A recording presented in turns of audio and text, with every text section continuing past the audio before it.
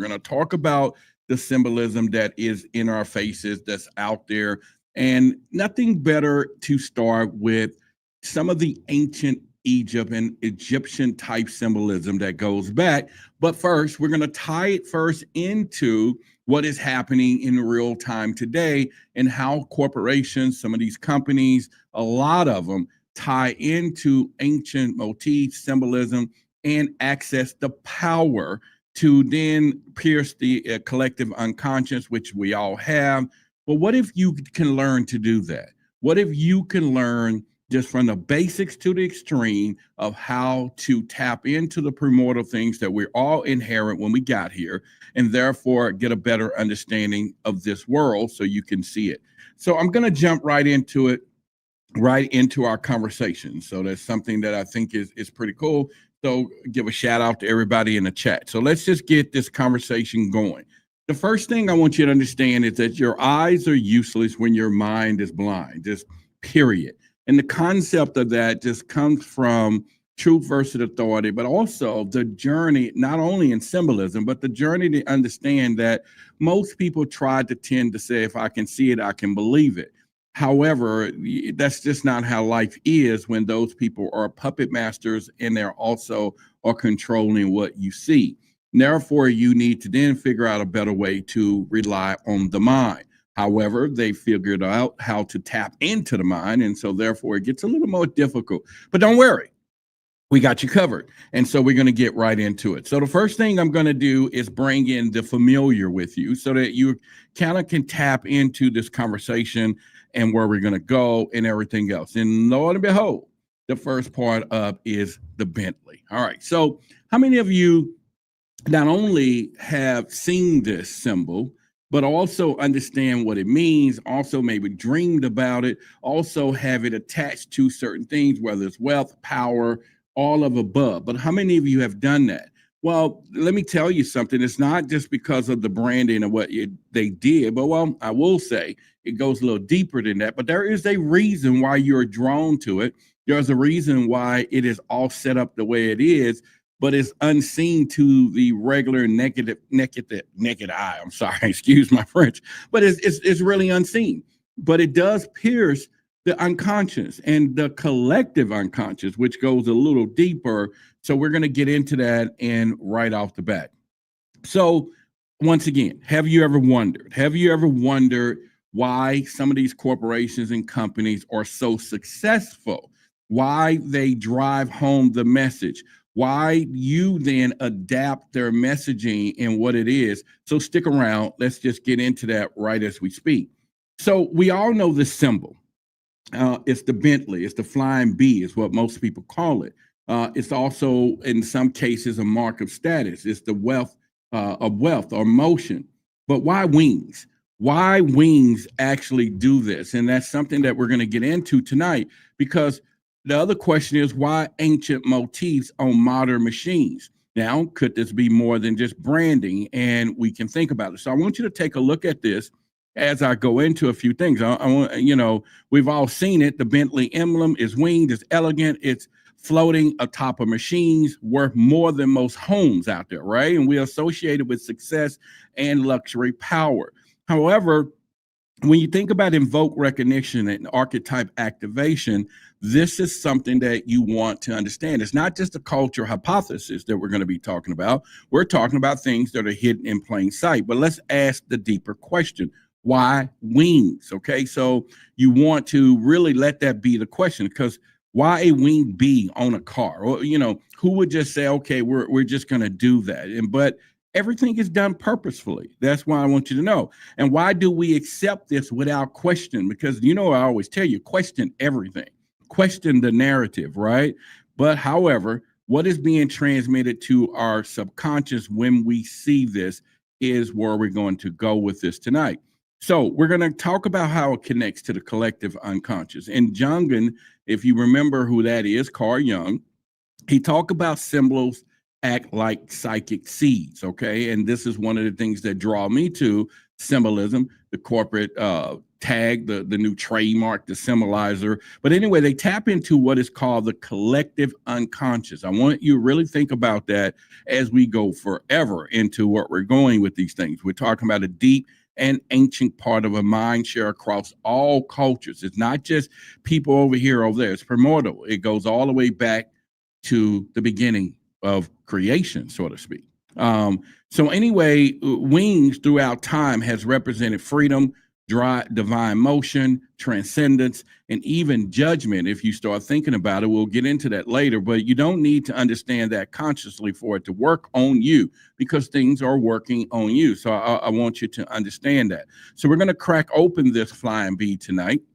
We're going to discover, is it more than just a car badge, which most people see? It might just be a corporate sigil. All right, so let's keep that term in mind. Echoing of the wings, Mayat, the Egyptian goddess of balance, truth, and cosmic law.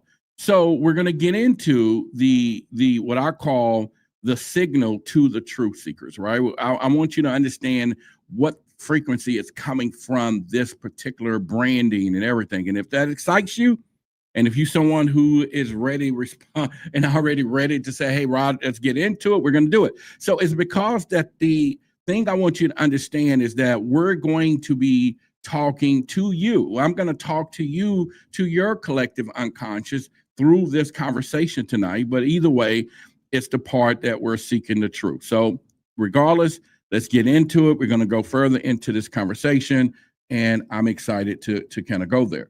So here's another part of this. I just want to give you some backdrops. You know, Bentley was founded in 1919 by W.O. Bentley back in England, okay, known for the elite British racing and craftsmanship. Now, the Flying Bee represents speed, elegance, and prestige, owned by Volkswagen today, because they end up buying it in 1998. But listen, according to the official record, Bentley was founded by this guy, and he was a visionary engineer who wanted to build a fast car, the best in his class, and that's exactly what he did. But I'm sure he thought about, well, how do I connect this to people? How do people understand, not only through sight or see, but what makes them desire and want this particular vehicle? So I want you to understand that. So it became a synonymous name with British luxury. The cars wasn't just fast, they were regal. When you start thinking about it, the company built vehicles. But think about this, though. And then we have the Flying Bee, the wing leather that sits atop of hood. According to Bentley, it represents speed, freedom, and motion. The ideal is simple. Wings mean movement. Movement means luxury. It all is a tidy, but I will say very refined. So we're getting ready to go a little deeper. I want you to understand it. So this is all surface level myth that I'm showing you right now. So let's get into it. What I'm saying is this, that the official story might be factual. That is probably what it is, but it's not the full story. And if you ever had the feeling that the world gives you surface while hiding in the depths, then that's your inner truth seeker waking up, because you should be seeing it. You should be walking around, like I said, questioning everything, because this thing is pretty deep when we get into it. So as we go further, I want to introduce you to the Mayat, okay? And this goes all the way back to ancient Egypt. And already you still start seeing a few similarities in where we're going with this, right? The Flying Bee mirrors ancient Egyptian wing symbols. Mayat, the goddess of truth, balance, and cosmic law. Her wings adorn temples, tombs, initiation rites. Okay, now I want you to focus on that term, initiation rites, meaning only the wealthy can buy a Bentley. Is initiation. Is the Bentley echoing an archetype of older empires? That'll be the main question that we all will want to know. So I want you to stare at this as I give you a little more information. Now look at these things side by side or up. You're going to see it right now. One side on the top, you see the Bentley logo.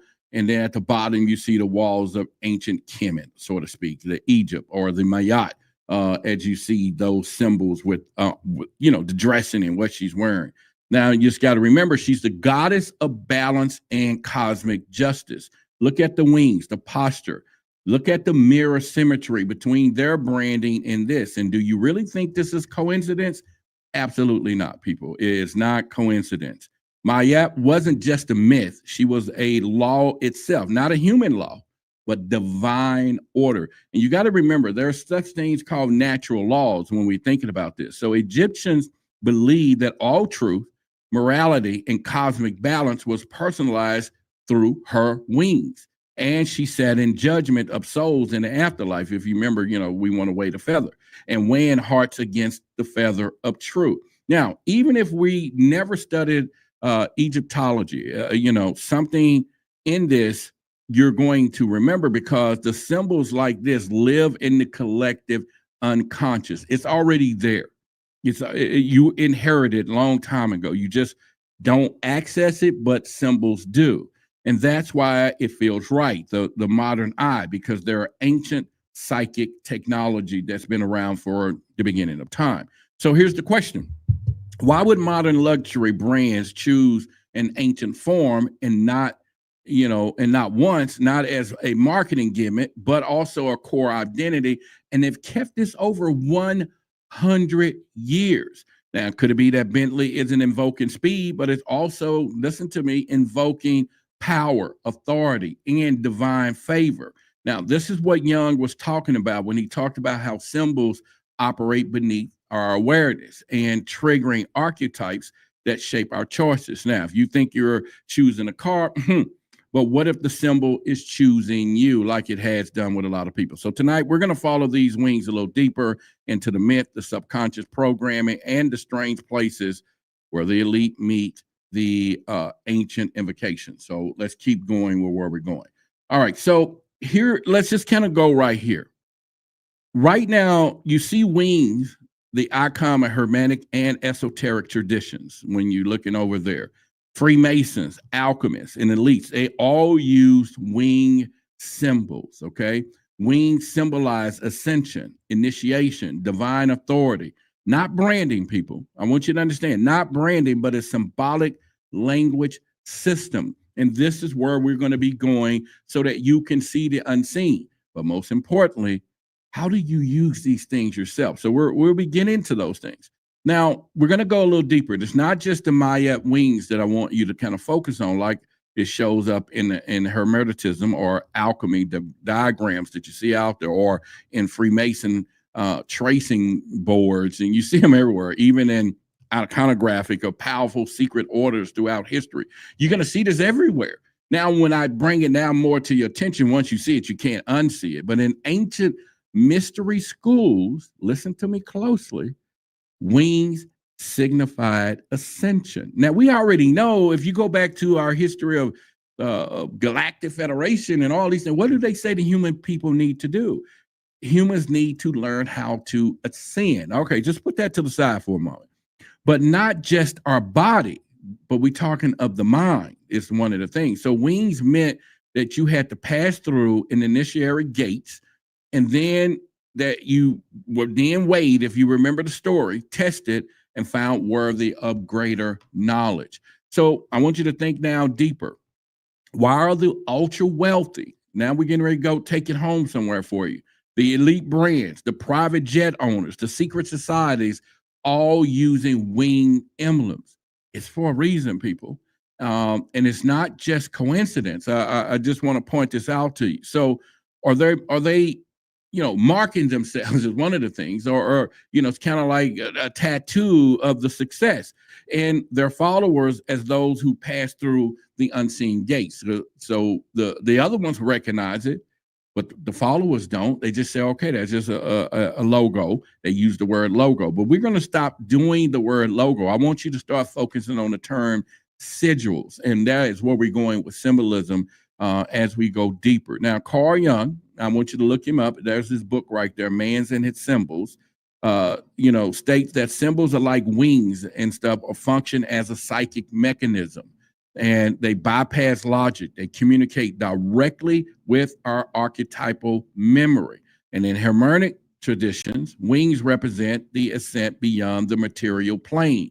Now that's taking you deeper. And I know some people are like, well, Roderick, how does that attach to what we see out here every day? Well, stick around. Okay, we're going to keep going. However, so what happens when you put that symbol on a 6,000-pound luxury machine, then you're going to have some things going. So this is where our journey turns. We're getting ready to go right now, where if the mind wings represent cosmic truth, then what happens when a corporate empire evokes those wings, not to liberate, but as leverage? I want you to think about that statement that I just said. We're talking about ascent beyond the material. We're talking about symbolic technology. We're talking about psychic archetype injection. We're talking about unseen continuity of power. And this, people, right today, we're in a real desperate times. I'm going to use that word to say that we got to not just wake up. Waking up is no longer an agenda. It's time to see the unseen, and awake is not meaning that. Awake probably to most people is just, oh, I'm just finding my conscious self. It's time to see the unseen, because the world is in a dimensional view anyway, and we just don't see it well enough. We just don't. So let me continue as we go forward here. All right, so think about what you're looking at right now. Wings, sacred, harmonic, and esoteric tradition, Freemasons, alchemists, elites that use wings symbols. Wings, symbolic ascension, initiation, divine authority, not branding, but once again, a symbolic language system. Look at this. Look at the Mayotte and look at Aston Martin. All of a sudden, Chrysler. Now, let me think about this for a minute. Think about it. Chrysler got really smart with what they were doing. How many of you, and put it in the chat right now, when you see Chrysler, some people go, oh man, they look like a Bentley. There was people buying them. There was people putting freaking Bentley labels on their Chryslers to just look like that. You get what I'm saying? So imagine they knew that the programming was already there. They knew the programming of luxury and desire was already there. So the many, Bentley, Aston Martin, all of these people, and if you don't see the resemblance, open your eyes, people. I want you to open your eyes, because I want you to think about this. Once you learn the language of symbols, you can't unsee it. I want you to look at this spread. You got Chrysler, Aston Martin, many, I would have put Rolls Royce up there, all the wings, all evoking the same archetype across cars, across planes, even corporate empires. Again, why the wings? This isn't random. These companies aren't in a group chat planning to copy each other. That's not what they're doing. They're all tapping into the same unconscious archetype current, and then all of a sudden they're using Mayotte, Hermes, Thought, Isis, the winged divine, the symbol of movement across realms, the status of transcend the physical. This is what they do. This is what they're doing, so to speak. Luxury brands know this. They all been knowing this. And people, they ain't just hiring no simple brand person on the internet that say, make me a logo. They hire psychiatrists. They hire psychological experts. They hire alchemists. They hire all of these people to create these things. When you start thinking about these things, luxury brands and military institutions, now they all doing it. And they're not just selling cars or planes. They're selling divinity in material forms. And every time you see these logos, your psychic receives a message. And let me tell you what the message said. This is above you. But it doesn't have to be. So Chrysler said, we're going to tap into it. We're going to buy all this other stuff, not just Mazda and and Chrysler. I put that over there, but Bentley, Aston Martin, Rolls Royce, they all knew what they were doing, and they wanted to set the tone for everything else. And when the same sacred geometry appears in product designs, it stopped being a design. It become a symbolic colonization. And the elite know that they can do this to control perception. And you must first control the symbols. Now, I want you to understand, we're talking about initiatory anesthetics here. We're talking about mythic alignments here. We're talking about archetype engineering. We're talking about subconscious elevation codes, symbolic colonization. Hear me out, because I'm not just, and hopefully when we're done, you're going to take some information with you tonight, and you're going to understand where we're going. And if you think it's just happening here, it's everywhere. It's everywhere once it comes down to it. So think about it. I was looking over social media. I want you to look at this. You may can't see the small writings. somebody posted this post on social media, okay? And it says, and what she wrote was, Bentley isn't just a car. It's a statement. It's the car of a self-made millionaire. You get where I'm going? She's writing this after looking at, she said, when you see a Bentley roll up, you're not just looking at luxury, you're looking at discipline, grind, sacrifice, and a dream that refused to die. Is that a message saying to everyone else that you don't work hard? Is that a message saying that because you don't drive a Bentley, you didn't sacrifice? Is that and believe me, those companies want you to feel that way. They want you to make sure that you don't walk up in their place if you can't afford it. And when they put the price tag out there, they're not arguing. They're not talking about is there a special or coupon. They're not worrying about that. It's about building something that she says from ground up until you sit in the driver's seat of your own success. She says Bentley is a reward of sleepless nights and for the risk taking and others who are too afraid to take. Really? Really? Who are they speaking down at when she's talking about this? And for betting on yourself when no one else will. It's not just transportation, it's transformation. Now, I'm saying this to say, as you can see this, and then there was a comment over to the right from this guy named Wanda Donald. He says, oh yeah, the Bentley, it changes your mindset to think big. You're no longer constrained to man's limitation because of your father has an abundant supply and he can afford your dreams. Now, they want to put this with God. So are you not with God because he didn't give you a Bentley? I'm saying to you, the programming of the people that either seizes, and I'm not saying that one of these days that I don't want to buy one. I'd be crazy to tell you I wouldn't drive one. Some people tell you they wouldn't drive something because they can't afford it, but they'll just tell you they wouldn't drive it. But the reality is, I'm saying when the windfall comes, and if that's the case, and if I can walk in there and buy one, not on a $4,000 a month note, then I will get one. But I'm saying to you, not in the mindset of what this is and how you just want one when it comes to that. And so I just want you to understand it. So you're not alone when other people see this. You're not the only one noticing these things when you start looking around. Viewers from all over the world. And of course, our community is decoding what we're talking about here. And that's one of the things I want you to know when we get into this. And so as I continue, I want you to show you something powerful. These are, once again, things that we're going to get into. But you know what? Let me keep going a little bit because, this is not going to be a long show because I want to just keep it to the point for you. Let's go deeper right now. Symbols, this is Carl Jung, and this is a model of the psyche and why this works. You have the outer world, you have the persona, the ego, the self. The persona is the mask that we use every day. A lot of people put on different masks for situations, and so they develop a persona. You might have one for your job, and you might not act the same way when you get home. You know what I'm saying? Now, the ego is all from your experiences, okay? And it taps backwards into the subconscious. But anytime we all have ego, that is just based, period, on our experiences and not the unconscious, though. It's not tapping that far, but then we have the self. And I'm not going to get into all that tonight, but I could. The whole point I'm saying, you don't just choose these symbols. The symbols choose you. And when we talk about the wing emblem, evoke ascension, status, and divine favor, archetypes, and all of this. So we've all been taught that logos are just marketing. Not anymore. I don't want you to understand that anymore. We're going to be going deeper as we go further down this road. Color, shape, and design.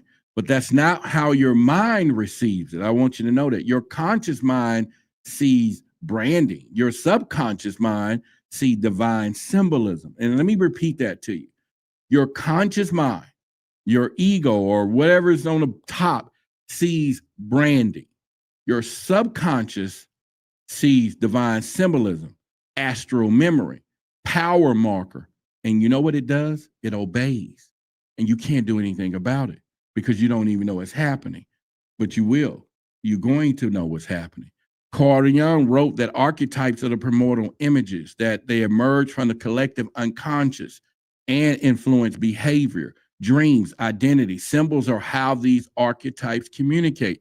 Again, this is probably and by far why I went deeply down into this and the whole point of everything else. Now, would this conversation appeal to everyone? No, it won't.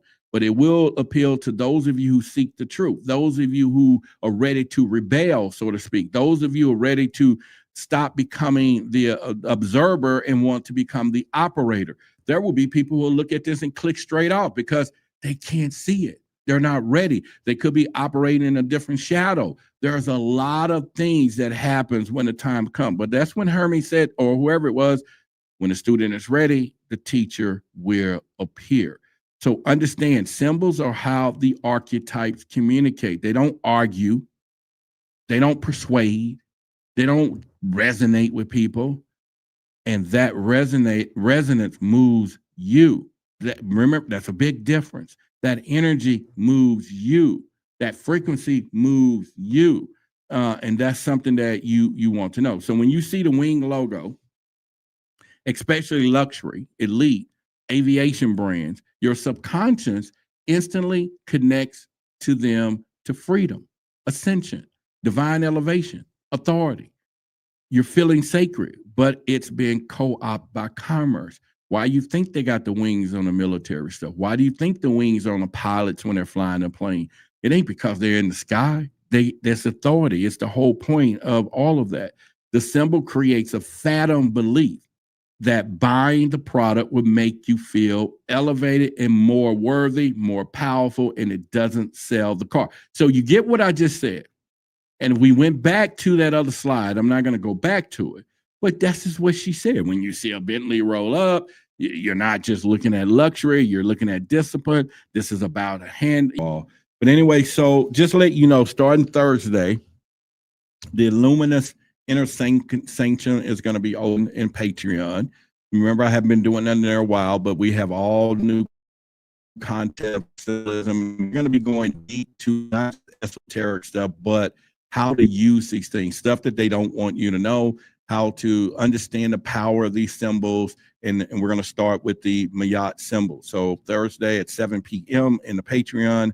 If you have not, it is now changed to the Luminous Inner Sanction. I've been working diligently getting some information and things together for us to grow immensely, especially within seeing the unseen. So I want you to definitely go to that.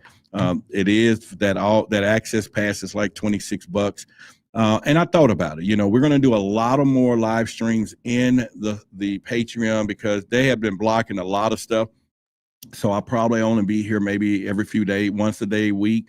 All the rest of the stuff we're going to be going there because it is tough. If you go and look at my YouTube back office, I'm getting notices left and right from certain little things. And I don't know when they change the rules. They just change it. And one day we get hit with all kinds of crap. But anyway, the Inner Sanctum, I just want you to know, and we're talking about 85 cents a day. You know, 85 cents a day that you might spend on a candy bar. We're going to employ some knowledge for you and everything else. Also, real quickly, for those of you who are here, that Dallas Truth Seeker Conspiracy and Conscience Meetup, got a little name for it, September the 20th.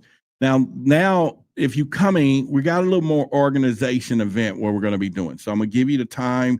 Everything is going to be happening from 10 to 11. We're going to be doing the stillness meditation and healing sound vibration. Our set is going to be doing that from 11:30 to 1 p.m. We're going to have our group share your experience. You can ask me anything, whatever you want to be doing from there, from 1 p.m. to 2 o'clock. We're going to have one of our from 1 p.m. to 1:30, we're going to have author, speaker, Cinnamon. She's going to be discussing the age of Aquarius. And then 1:30 to 2, we have Empress. She's going to be there giving you some knowledge. And then from 3 to 4:30, I'm going to be talking about ancient, from 2 to o'clock, I'll be talking about conspiracy, reptilian, aliens, all those things. And then from 3 to 4:30, we'll go into ancient, modern symbolism to the archetypes and the questions. 85 cents a day, 83 cents a day. It's like $26 we're going to be there every Thursday doing stuff. In between, we're going to be doing stuff. it's worth it. It's just you'll see. Y'all hear about it. But anyway, I need to make a quick announcement. On this slide, if y'all remember, we did a few months ago, one of our shows, we was asking people to support Helen and Charles. If y'all remember the Davises, they come here, they made us laugh and all those good things or whatever. Their daughter at that time and was diagnosed with cancer back in March. She woke up one morning, March, I forget what day, just crying in incredible pain. And we did, they had a GoFundMe, and we all talked about that probably a couple of months back, try to help do some things. But now I have to say, with a sad heart, just a few days ago, she transitioned. And there's a lot of pain because I knew the family. You all met him. If you go back, there's been plenty of times him and his wife come on here and just make us laugh. They're just a great couple. But today, there's no laughing and everything else. And so we just want to help with the repast that they're doing. They do need some help with that. And so if you can screenshot this, there's her Cash App there. In the notes, just put, truth seekers or just whatever, so she knows it's coming from our community. And she was just, I think, 32 or 35 years old or whatever. But yeah. And like I said, y'all remember the Davis family, coming here all the time and just really giving us a beautiful time with their love and the stories and everything else. And so, yeah, it's just a sad situation, and it happened so fast. And the mom just, said that, she was in really incredible pain all the way to the end. And so I would assume now to say, okay, it's better now, but still, this is someone too young, too young. And we do know the severity of cancer and all this stuff when it happens and everything else. And so, but anyway, if you find it within your heart, our community, the Cash App is right there on the screen. Make sure you screenshot it so that maybe you can go back to whenever you can to pretty much and help them out and with this and stuff. So I'll do it again tomorrow and put this information up on Forbidden Knowledge. So we will do that as well, which we know is a bigger audience and everything else. But, with that being said, our hearts goes out to their family. Yes. Yeah. So, and, if you ever went to her TikTok and remember she talked about seeing the Wolfman on her job and, all of those things Ashley did. And like I said, so again, much love to their family and everything else. And, but anyway, screenshot that so that you all will have that. And